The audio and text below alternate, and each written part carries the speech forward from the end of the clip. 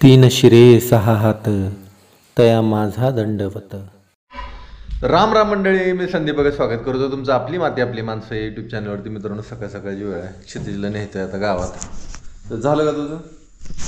चला गावात जायचं. दररोज गावात जावं लागतंय आणि गावात माणसांमध्ये थोडा वेळ बसावं लागतं. माणसांमध्ये बसलं पाहिजे जरा थोडं, कारण गावातली जी मंडळी शेतीविषयी माहिती, बाबा इकडं कसं आहे तिकडं कसं आहे, काय लावावं काय नाही, कुठल्या पिकाला काय रोग आला आहे ह्याची माहिती होती.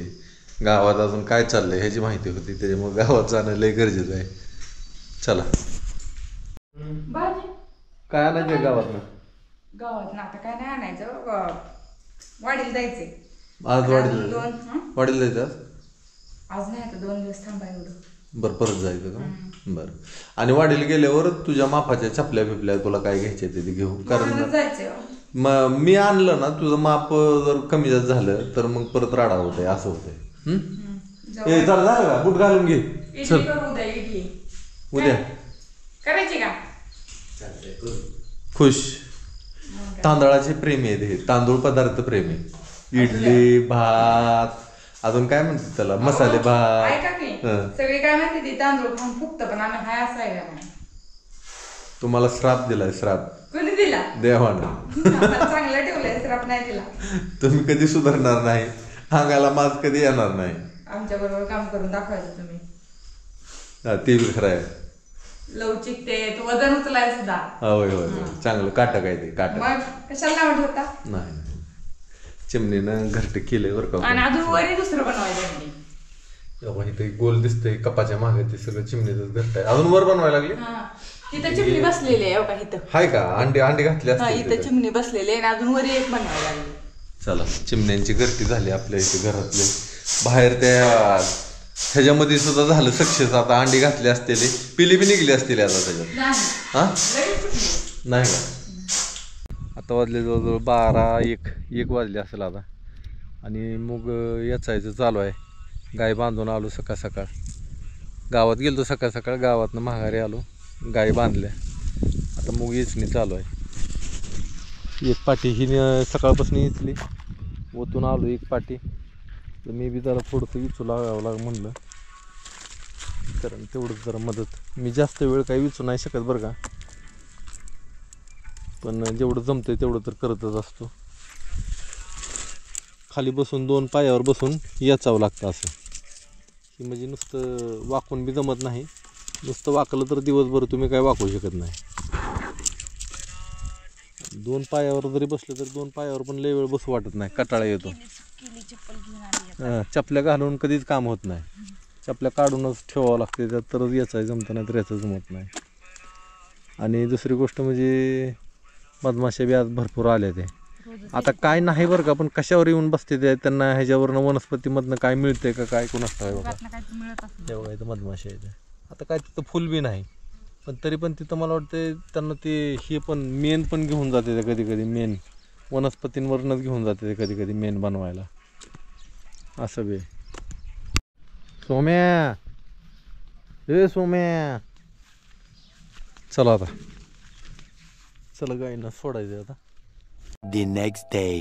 रात्रभर पाऊस चालू आहे. आता उघडला. सरीवर सर सरीवर सर सरीवर सर सारखं चालू आहे. आणि बाहेर निघू वाटा नाही मुळात. म्हणजे त्याच्यामुळं आज ठरवलं की आज सकाळ सकाळ पोह्याचा बंदोबस्त करायचा आहे. पोहे करायचे. ते आपलं पारायण पण झालं काल गुरुवार, तर कालच समाप्ती झाली. आपण शुक्रवारपासून चालू केलं होतं. 7 दिवसाचं पारायण होतं. गुरुवारी गाईला आणि श्वानांना नैवेद्य ठेवून आपण शुक्रवारपासून वाचन चालू केलं होतं आणि गुरुवारी समाप्ती आली. तर पारायण एकदम व्यवस्थित झालं. घरात प्रसन्न वातावरण तयार झालं. आणि आज ह्यांनी पोहे बनवायला चालू केलेलं आहे.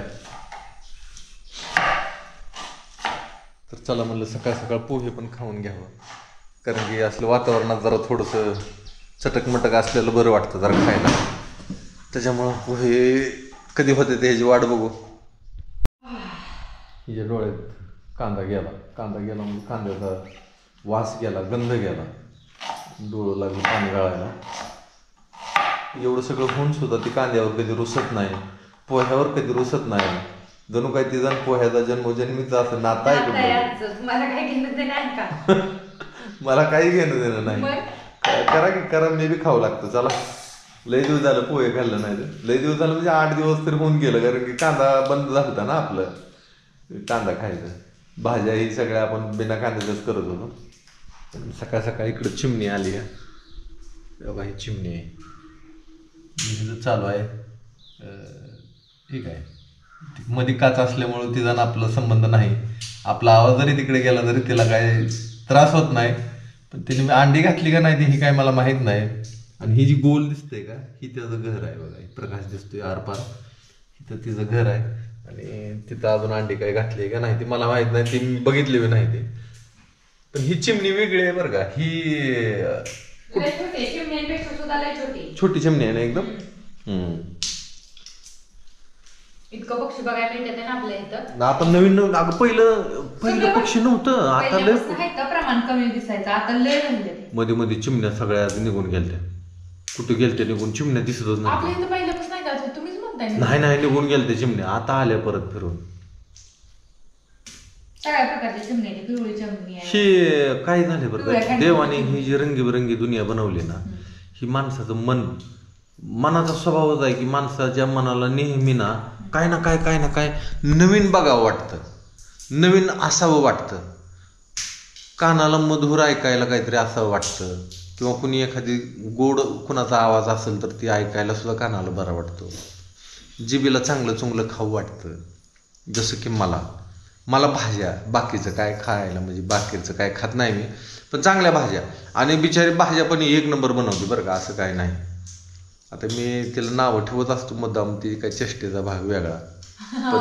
सांगते मी तुम्हाला, लोक म्हणायला लागलेत कमेंट मध्ये सारखं की तुमच्या आजकाल जास्त भांडणं बघायला मिळायला लागलेत.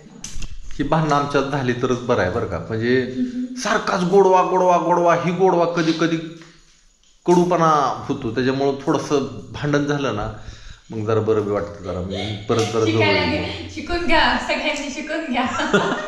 शिकून नाही, हे असंच आहे. म्हणजे कसं तरी वाटतं सारखंच गोड बोलायचं नको वाटतं. मग कधी कधी थोडी भांडण झालं म्हणजे मूड फ्रेश होतो जरा थोडंसं. मूड फ्रेश व्हायसाठी भांडणं असते ती. मग आम्ही काढत असतो आधनं परत शांत व्हायचं. परत मग जरा बरं वाटतं. जरा मग 15-20 दिवस काय नाही निवांत. परत 15-20 दिवसांनी महिन्याने परत थोडंसं चालू असतं. बरं, आज जरा पोहे चांगलं करा, लय दिवसातनं करायला लागला, बिघडू नका.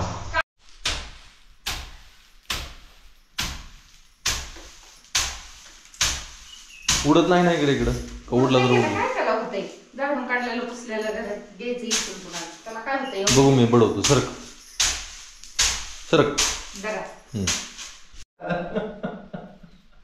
काय झालं, राहू दे की चालू आताच. चष्टा मस्करी कुठलं गाणं होतं की तुमचं छान पैकी म्हणा, पण कळू द्या तरी की लोकांना. अहो म्हणा, जमते ही काय आपल्याला ऊन पड नाही. उन्हात ठेवलं की तडा उलतं बरं का. पण ऊन काय पड नाही, सारखं उचल ठेव करावं लागतंय पावसाचं. म्हणून घरातच काम चालू केले. आणि ही घरात काम म्हणजे काय माहितीये का, आता ह्याचा धुरळा सगळा इकडे बसणार आहे, सगळ्या घरात बसणार आहे. असं तुम्हाला वाटतं? सगळीकडे घाण बसणार आहे.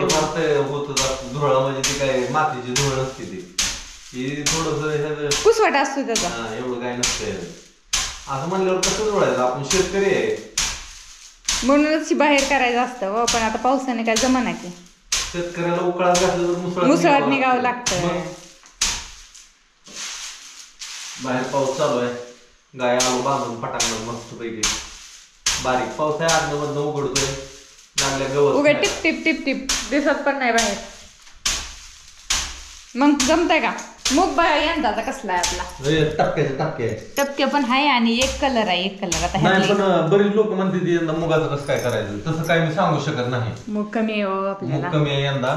आणि त्याच्यामुळं विकायचं का नाही त्याची सगळं झाल्यावर बघू, ठरवू किती होते. अजून तोडायचं आहे. विकायचं असेल तर मी व्हिडिओ मध्ये सांगेन तुम्हाला. आणि आम्ही काय करतो माहितीये का, मूग यंदा लागणार आहे एवढाच ठेवत नाही आम्ही, 2 वर्षाचं शिल्लक ठेवतो, कारण पुढच्या वर्षी पिकत ना पिकत माहित नसतं आपल्याला.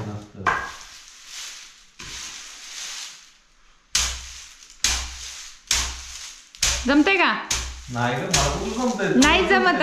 ती ठोका टाकला की प्रत्येक वेळेस असं करावं लागतं खालचं वरी, जमतच नाही तुम्हाला. नाही नाही आम्ही कुठली शेती करतोय. हा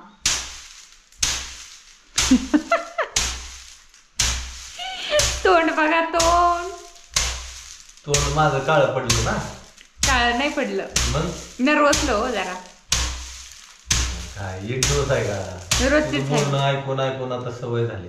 कॅन बधीर झालं म्हणा की, सवय झाली. बर.